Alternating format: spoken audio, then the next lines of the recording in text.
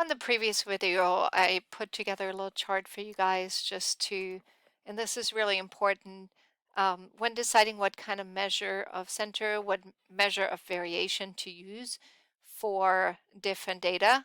So we could have a symmetric or we could have a skewed distribution. And then we're going to look at the center and the variation or spread. And for symmetric distributions, we said we would use the mean. And the mean goes together with the standard deviation. In fact, it's part of our calculation for the standard deviation.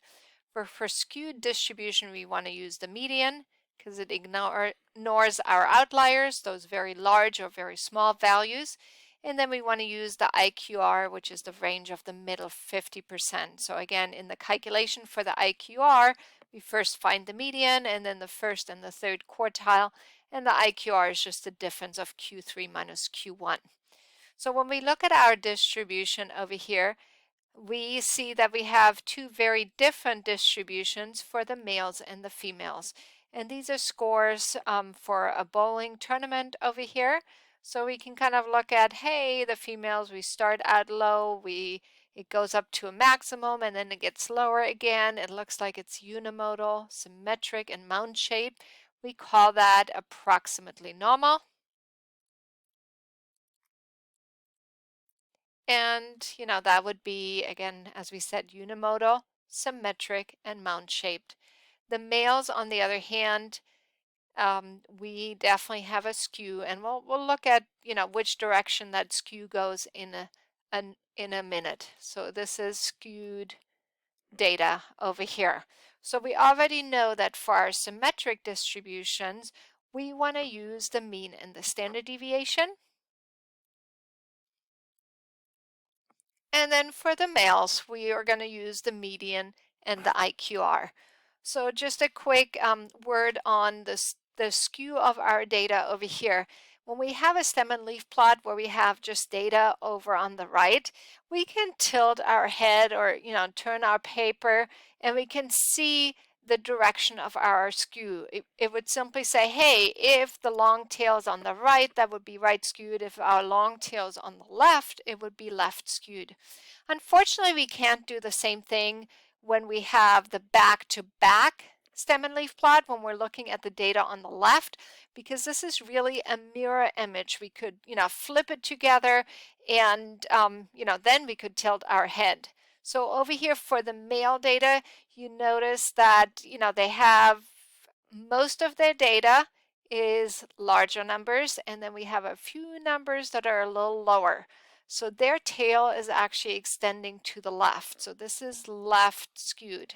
So even though when you tilt your head to the left, it looks like it's right skewed, our skew is towards the smaller numbers and therefore it's left skewed. So be very, very careful. Again, another very common exam question is having you look at which way does the skew go for our data over here on the right and on the left. So please be careful of that.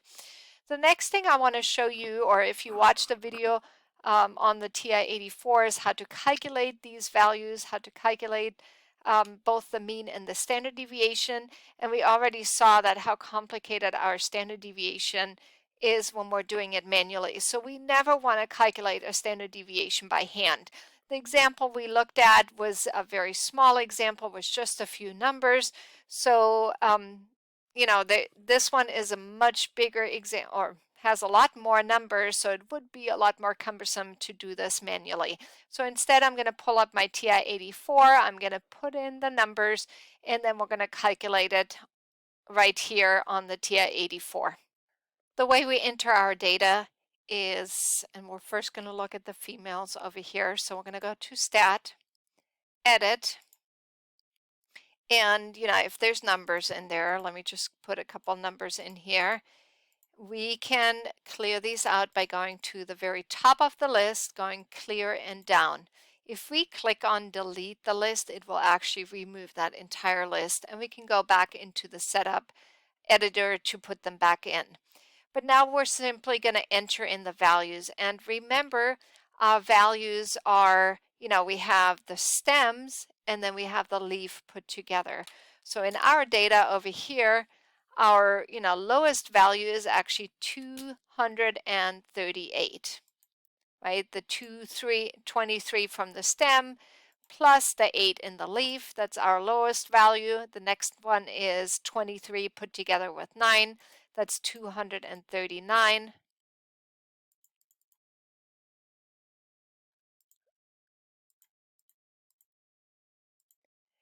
The next value is the 24 plus the 0, that's 240, and so on. So we simply enter in each number, making sure that we put our stem and leaves together.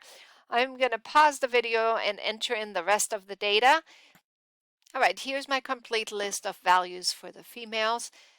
To calculate the mean and the standard deviation, we're going to go to Stat, Calc.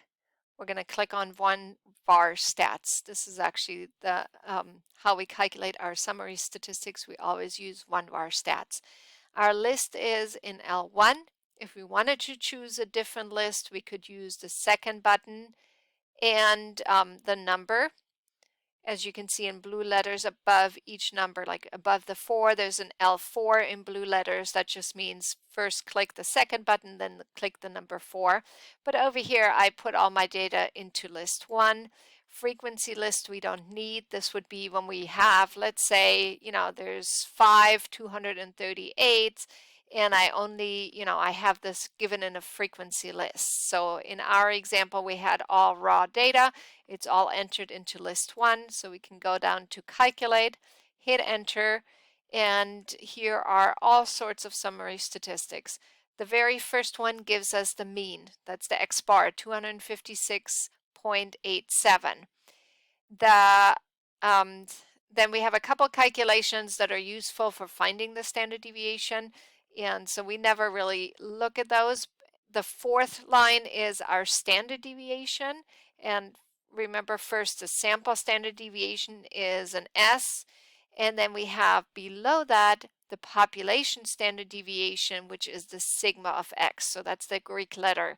If we arrow down, we actually have some additional values like our sample size of 15, we have the minimum, the Q1, the median, Q3, and maximum. In our example, since it's a symmetric distribution, we're simply going to use the mean and the standard deviation over here. All right, our mean was 256.87. Our standard deviation was 14.64. We use the sample standard deviation because this is sample data.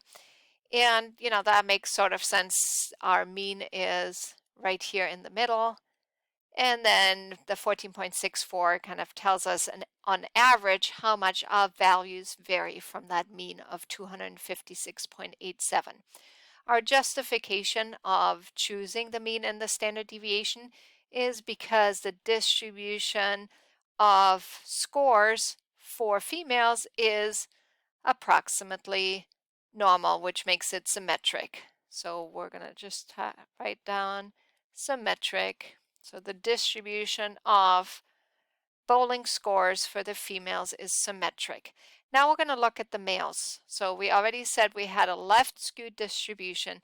That's going to mean that we're going to use the median and the IQR.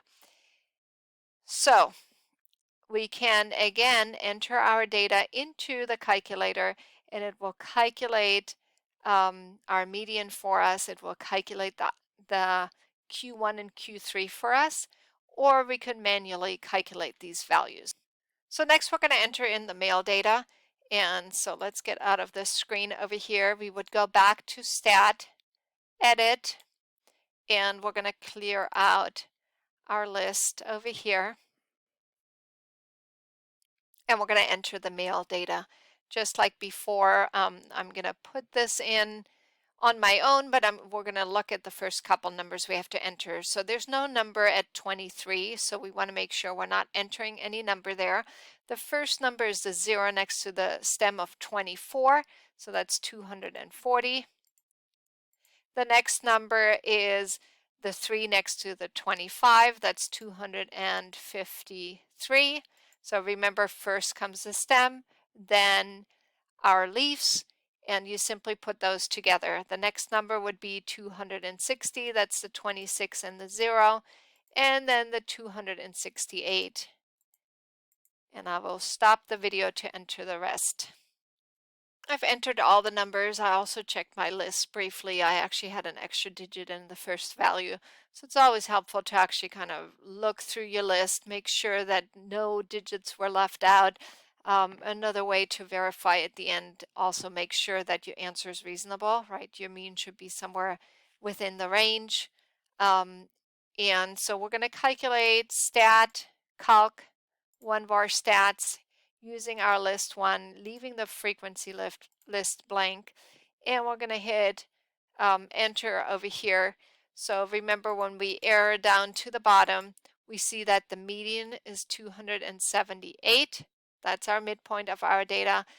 Our IQR we can calculate by doing the Q1 minus Q3.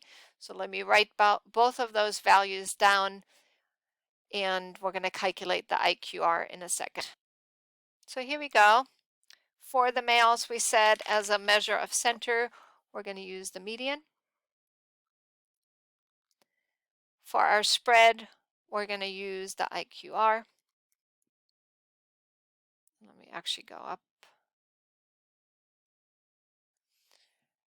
The median was 278, where the IQR is, our Q3 was 286, minus Q1, which is 268, and that is a difference of 18. And the reason for using the median and the IQR was because our data was left skewed,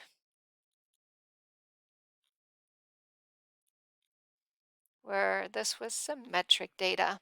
So the very last thing we're going to look at briefly is the 5-number summary. The 5-number summary of a distribution divides the data values into quarters and consists of the following.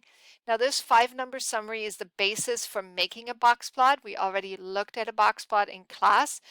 And for our example for the males over here, our calculator gave us the 5-number summary. So the 5-number summary is the minimum, which was equal to 240 for our data set. Our first quartile was 268. Our median was 278. Our third quartile is 286. And then our maximum is 289. So each partition over here contains 25% of our data. This allows us to visualize like the skew of our data over here. As you can see, between 240 and 268, we have a difference of 28.